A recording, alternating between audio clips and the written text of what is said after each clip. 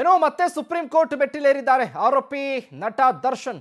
ರೇಣುಕಾಸ್ವಾಮಿ ಕೊಲೆ ಪ್ರಕರಣದಲ್ಲಿ ಮತ್ತೆ ಸುಪ್ರೀಂ ಮೊರೆ ಹೋಗಿದ್ದಾರೆ.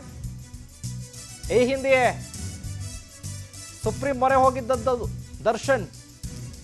ರೇಣುಕಾಸ್ವಾಮಿ ಕೊಲೆ ಕೇಸ್ಗೆ ಸಂಬಂಧಪಟ್ಟ ಹಾಗೆ ಮತ್ತೆ ಸುಪ್ರೀಂ ಕೋರ್ಟ್ ಮೊರೆ ಹೋಗಿದ್ದಾರೆ. ಸುಪ್ರೀಂ ನೀಡಿದ್ದ ಆದೇಶ ಮಾರ್ಪಾಡು ಕೋರಿ ದರ್ಶನ್ ಅರ್ಜಿನ ಹಾಕಿರೋದು.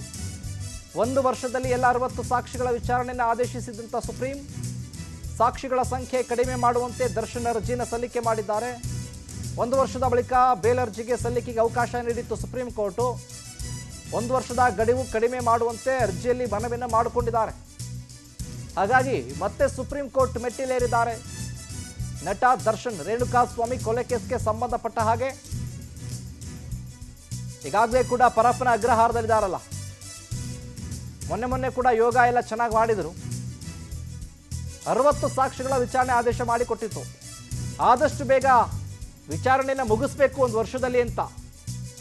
1 ವರ್ಷದ ಬಳಿಕ ಬೇಲ್ ಅರ್ಜಿಗೆ ಅಲ್ಲಿ ಸಲ್ಲಿಕೆ ಮಾಡೋದಕ್ಕೆ ಅವಕಾಶ ಕೂಡ ಇತ್ತು.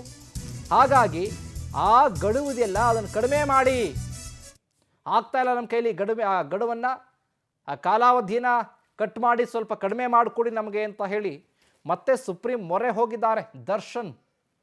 ಚಾಲೆಂಜಿಂಗ್ ಸ್ಟಾರ್ ನಟ ದರ್ಶನ್ ರೇಣುಕಾಸ್ವಾಮಿ ಕೊಲೆ ಕೇಸ್ಗೆ ಸಂಬಂಧಪಟ್ಟ ಹಾಗೆ ಪರಪ್ಪನ ಅಗ್ರಹಾರದಲ್ಲಿದ್ದಾರೆ. ಈಗಾಗಲೇ ಕೂಡ ವಿಚಾರಣೆ ಕೂಡ ನಡೀತಾ ಇದೆ.